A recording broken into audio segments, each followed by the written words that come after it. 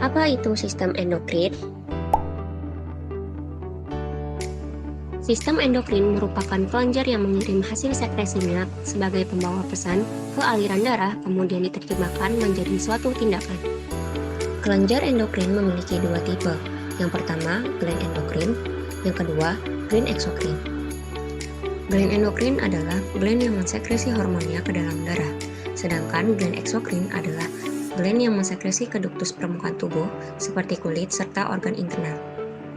Kelenjar endokrin memiliki fungsi, yaitu 1. Mengontrol aktivitas tubuh agar berfungsi secara maksimal. Kedua, mensekresi sistem tubuh untuk dilanjutkan pada sistem syaraf sehingga berdampak pada homeostasis tubuh. 3. Berpengaruh pada pertumbuhan jaringan sehingga berfungsi secara optimal. Yang keempat, menstimulasi sistem oksidasi tubuh yang berfungsi untuk meningkatkan absorpsi glukosa pada ileum. Yang kelima, juga berpengaruh pada metabolisme lemak, vitamin, protein, mineral, air, hidrat arang, sehingga bekerja secara maksimal. Selanjutnya, kelenjar endokrin memiliki beberapa jenis dan fungsinya masing-masing. Di sini yang pertama ada hipotalamus. Hipotalamus itu mensekresi hormon yang mengatur metabolisme tubuh, menstimulasi kelenjar pituitari yang akan disimpan dan siap digunakan. Yang kedua di sini ada kelenjar pituitari. Kelenjar pituitari itu rata-rata hormon hipofisis yang mempengaruhi kelenjar endokrin, sehingga sering disebut dengan master gland dari sistem endokrin. Di sini ada kelenjar pineal.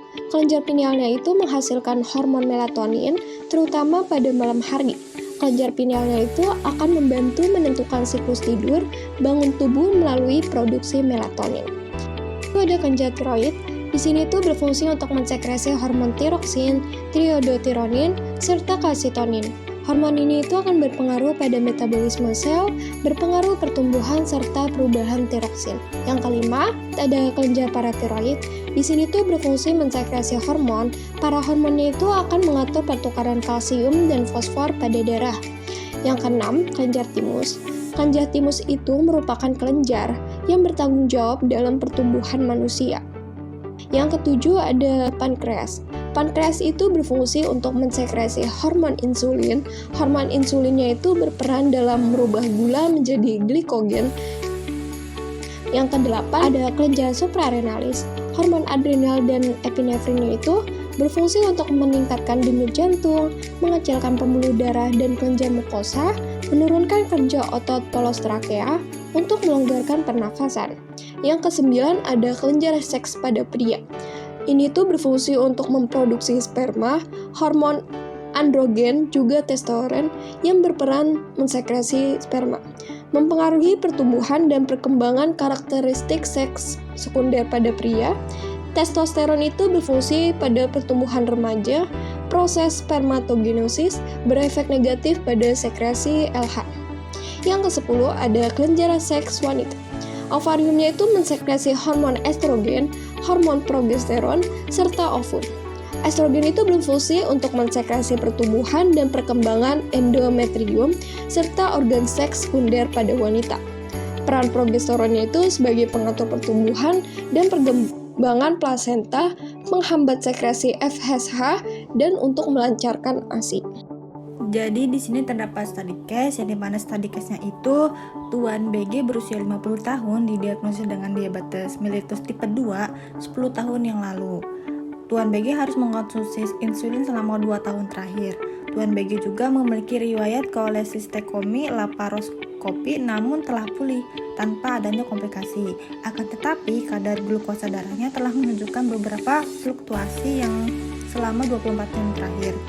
Dokter telah mengubah insulin Tuan BG dari reguler menjadi Lispro atau Humalog untuk melihat apakah terapi insulin akan memberikan kontrol yang lebih baik terhadap kadar glukosa darahnya. Diabetes mellitus atau DM adalah penyakit kronis berupa gangguan metabolisme yang ditandai dengan kadar gula darah di atas normal. DM dibedakan menjadi beberapa jenis, antara lain diabetes mellitus tipe 1, diabetes mellitus tipe 2, dan diabetes gestasional. DM juga memiliki gejala klinis seperti banyak minum atau polidipsi, banyak makan atau polipagio, banyak kencing atau poliuria, berat badan menurun dengan cepat, penglihatan menjadi kabur, dan kesemutan. Pankreas adalah salah satu organ yang terletak di belakang rongga perut dengan panjang sekitar 12-18 cm. Fungsi kelenjar endokrin pada pankreas adalah untuk menghasilkan hormon insulin dan glukagon. Hormon insulin berguna untuk mengikat glukosa dari darah untuk dibawa ke berbagai jaringan di dalam tubuh agar bisa digunakan sebagai energi. Pankreas mengeluarkan hormon ini untuk menurunkan glukosa darah ketika kadarnya terlalu tinggi. Sementara itu, kelebihan glukosa di dalam tubuh akan disimpan sebagai glikogen di dalam jaringan otot dan hati. Glikogen ini berguna sebagai cadangan energi saat tubuh membutuhkan energi ekstra. Saat kadar glukosa dalam darah terlalu rendah, pankreas akan mengeluarkan hormon glukagon untuk meningkatkan glukosa dengan cara memecah glikogen. Injeksi insulin lispro digunakan untuk mengobati diabetes tipe 1 dan juga diabetes tipe 2.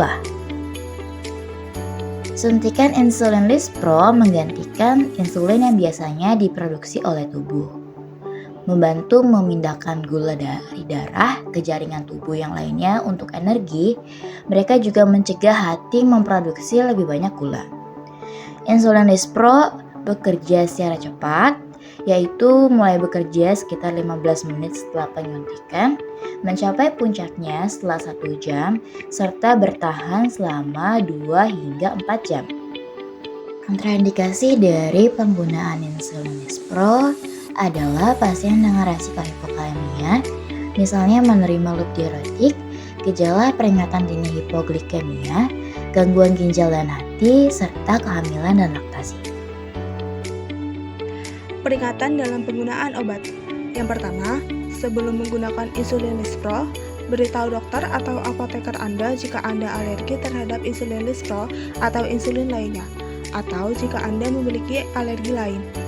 Yang kedua, sebelum menggunakan obat ini, beritahu dokter atau apoteker tentang riwayat kesehatan Anda, terutama yang berikut ini: penyakit ginjal, penyakit hati, dan masalah tiroid. Yang ketiga, batasi asupan alkohol saat minum obat ini, karena dapat meningkatkan risiko hipoglikemia. Yang keempat, obat ini bisa digunakan selama kehamilan hanya jika benar-benar diperlukan. Insulin lispro dapat masuk ke air susu ibu atau ASI. Konsultasikan dengan dokter Anda sebelum menggunakan insulin lispro saat menyusui. Yang kelima, ingatlah untuk mengikuti rekomendasi diet dari dokter atau ahli gizi Anda. Penting untuk makan makanan yang sehat dan makan makanan yang sama dalam jumlah yang sama pada waktu yang sama setiap hari. Melewatkan atau mengubah waktu makan atau mengubah jumlah atau jenis makanan yang Anda makan dapat menyebabkan masalah dalam mengontrol gula darah. Dan yang terakhir, produk injeksi insulin lispro harus disuntikan sesaat sebelum atau sesudah makan. Jika Anda mengingat dosis Anda sebelum atau segera setelah makan, segera suntikan dosis yang terlewat. Jika waktu telah berlalu sejak makan Anda, ikuti petunjuk yang diberikan oleh dokter Anda atau hubungi dokter Anda untuk mengetahui apakah Anda harus menyuntikkan dosis yang terlewat. Jangan menyuntikkan dosis ganda untuk mengganti dosis yang terlewatkan. Efek samping. Reaksi di tempat suntikan mungkin termasuk rasa sakit, kemerahan, dan iritasi. Jika salah satu efek samping ini bertahan atau memburuk, segera beritahu dokter Anda atau apoteker Anda. Reaksi alergi yang sangat parah terhadap obat ini jarang terjadi. Namun, jika Anda melihat gejala reaksi yang serius seperti ruam, gatal, bengkak, terutama pada wajah, lidah, tenggorokan, atau pusing parah, segera dapatkan bantuan medis. Obat ini dapat menyebabkan gula darah rendah, hipoglikemia. Dosis dan aturan pakai. Saat digunakan, dosis dan durasinya akan bervariasi dari orang ke orang tergantung pada gejalanya. Oleh karena itu, selalu konsultasikan dengan dokter Anda dan gunakan insulin lispro sesuai anjuran dokter Anda. Dosis ditentukan secara individual berdasarkan rute pemberian, pola makan pasien, aktivitas fisik, atau penyakit penyerta, dan respon glikemik pasien. Insulin diberikan 15 menit sebelum atau segera setelah makan. Pantau glukosa darah, elektrolit, HbA1c, fungsi ginjal dan hati, berat badan, dan bagikan hasilnya dengan dokter Anda. Ini sangat penting untuk menentukan dosis insulin yang tepat. Gunakan obat ini secara teratur untuk efek maksimal. konsultasikan dengan dokter jika gejala Anda tidak membaik atau memburuk. Interaksi obat dan makanan terhadap obat dapat menurunkan keefektivitasan kontrasepsi oral, kortikosteroid, stimulan B2 misalnya ritodrin, terbularin, salbutamol, hormon tiroid, danazol, diuretik, hormon pertumbuhan. Dapat meningkatkan risiko hipoglikemia dengan agen antidiabetes lain seperti salisat misalnya aspirin, antibiotik sulfa, penghambat ACE tertentu misalnya enalapril dan kaptropil, penghambat reseptor angiostensin 2, bioblocker, antidepresan tertentu misalnya MAOI, SSRI, analog somatostatin misalnya octreotida. Dapat menyebabkan retensi cairan terkait dosis yang dapat menyebabkan atau memperburuk gagal jantung dengan agonis PPARY termasuk diazolidendion misalnya pioglitazone. Terhadap makanan dapat meningkatkan atau menurunkan khasiat apabila dipakai bersamaan saat mengonsumsi alkohol. Cara penggunaan obat. Periksa secara visual produk ini untuk partikel dan perubahan warna sebelum digunakan. Jangan gunakan insulin jika salah satunya ada secara visual, partikel atau perubahan warna. Disprol insulin harus tidak berwarna dan transparan. Bersihkan tempat suntikan dengan alkohol sebelum setiap injeksi. Ubah lokasi setelah penyuntikan untuk mengurangi risiko timbulnya masalah atau kerusakan, seperti lubang atau benjolan atau penebalan kulit. Insulin lispro dapat disuntikan di perut, paha, bokong, atau punggung lengan atas. Jangan menyuntikkan ke kulit yang merah, bengkak, gatal, atau pecah-pecah. Jangan menyuntikkan insulin dingin karena bisa menyakitkan. Jangan menyuntikkan ke pembuluh darah atau otot karena dapat menyebabkan kadar gula darah menjadi sangat rendah atau hipoglikemia. Jangan menyuntikkan jika gula darah Anda rendah. Jangan menggosok area setelah injeksi, kemudian nitroinsulin intravena hanya boleh diberikan oleh profesional perawatan kesehatan. Jika Anda menggunakan pompa insulin, jangan encerkan insulin Anda. Jangan mencampur insulin jika Anda menggunakan pompa insulin. Jangan berbagi sep pena dengan orang lain, meskipun jarumnya telah diganti. Anda dapat memberi atau menerima infeksi serius dari orang lain apabila melakukannya. Peran perawat. Yang pertama, perawat sebagai edukator memberikan edukasi tentang diabetes, penata laksanaannya, dan pentingnya mematuhi rencana perawatannya. Ini termasuk informasi tentang diet, olahraga, dan pemantauan kadar glukosa darah. Ada itu olahraga yang cocok untuk penderita diabetes tipe 1 dan tipe 2, yaitu berenang. Karena berenang dapat membantu tubuh menjadi lebih aktif dan lebih sehat. Selanjutnya ada latihan fisik yang menjaga kebugaran dan juga dapat menurunkan berat badan atau memperbaiki sensitivitas insulin, sehingga akan memperbaiki kendali glukosa darah. Dan juga perawat memberikan tips diet, yaitu dengan memperbanyak konsumsi sayur dan juga buah-buahan. Selanjutnya terdapat makanan yang harus dihindari seperti gula pasir, gula merah maupun madu, dan juga makanan ataupun minuman yang manis seperti abon, dendeng, cake, kue-kue manis maupun sirup, dan juga minuman yang mengandung alkohol. Bahan makanan yang dibatasi seperti semua sumber hidrat, nasi maupun sereal, dan juga sumber protein hewani tinggi lemak jenuh seperti kornet, sosis maupun sarden, dan buah-buahan seperti nanas, anggur, mangga, dan masih banyak lagi. Perawat juga menyarankan untuk mengkonsumsi makanan dengan pola gizi seimbang, menggunakan prinsip piring dan makan model T untuk makanan utama dan mengutamakan konsumsi buah-buahan untuk makanan selingan. Perawat melakukan pemantauan kadar glukosa darah melalui beberapa tindakan. Yang pertama, memberikan edukasi tentang penggunaan obat insulin lispro, termasuk dosis yang harus diambil, waktu pemberian, dan cara penyimpanan obat yang benar.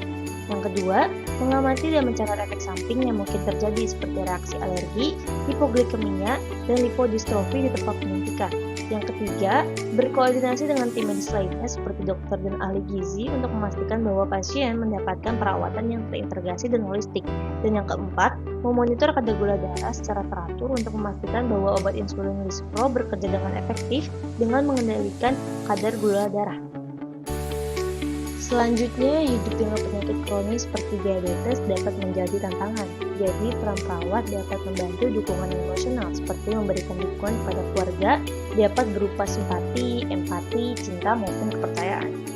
Dan yang terakhir, promosi gaya hidup sehat, yaitu perawat menyarankan untuk memakan makanan sehat dan seimbang, seperti mengkonsumsi makanan tinggi serat, rendah lemak, rendah gula, dan rendah garam, menghindari merokok dan minum alkohol, dan juga rutin memeriksa kadar gula darah dan mengikuti pengobatan yang diresepkan oleh dokter. Juga menghindari stres dan berusaha untuk mengelola stres dengan cara yang sehat, seperti meditasi maupun yoga.